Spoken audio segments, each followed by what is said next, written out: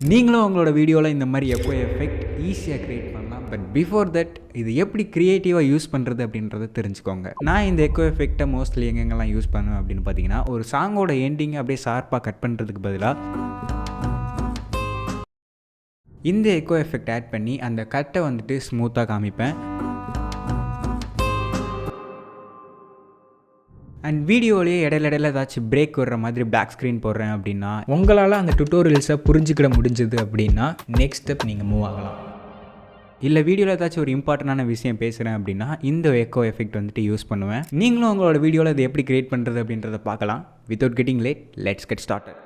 இப்போ இந்த கிளிப்பில் தான் அந்த எக்கோ எஃபெக்ட் க்ரியேட் பண்ண போகிறோம். ஸோ இதை ரைட் கிளிக் பண்ணி இந்த கிளிப்பை வந்துட்டு நெஸ்ட் பண்ணிக்கிறேன். இப்போ இந்த கிளிப்பை டபுள் கிளிக் பண்ணி உள்ளே போயிட்டு ப்ராஜெக்ட் பேனலில் ரைட் கிளிக் பண்ணி நியூ ஐட்டமில் ஒரு டிரான்ஸ்பரண்ட் லேயர் வந்துட்டு ஆட் பண்ணிக்கிறேன். அண்ட் அதை இந்த டைம்லைனில் ஆட் பண்ணிவிட்டு கொஞ்சம் தூரத்துக்கு எக்ஸ்டெண்ட் பண்ணிக்கிறேன். இப்போ இந்த நெஸ்ட் பண்ண கிளிப்பில் எஃபெக்ட்ஸில் போயிட்டு ஸ்டூடியோ ரிவேப் வந்துட்டு ஆட் பண்ணுறேன். இப்போ அதை எடிட் கொடுத்து ப்ரீசெட்டில் வந்துட்டு கிரேட் ஹால்ன்ற ப்ரீசெட்டை செலக்ட் பண்ணிட்டு அதோட ட்ரை அண்ட் வெட் வேல்யூ வந்துட்டு 40% 60%க்கு ஸ்விட்ச் பண்ணிக்கிறேன். இப்போ நம்ம நெஸ்ட் பண்ண கிளிப்பை கொஞ்சம் தூரத்துக்கு எக்ஸ்டெண்ட் பண்ணிவிட்டு அதை ரெண்டு ரீப்ளேஸ் பண்ணிவிட்டு ப்ளே பண்ணி பார்த்தீங்கன்னா எக்கோ எஃபெக்ட் ஈஸியாக க்ரியேட் பண்ணலாம்.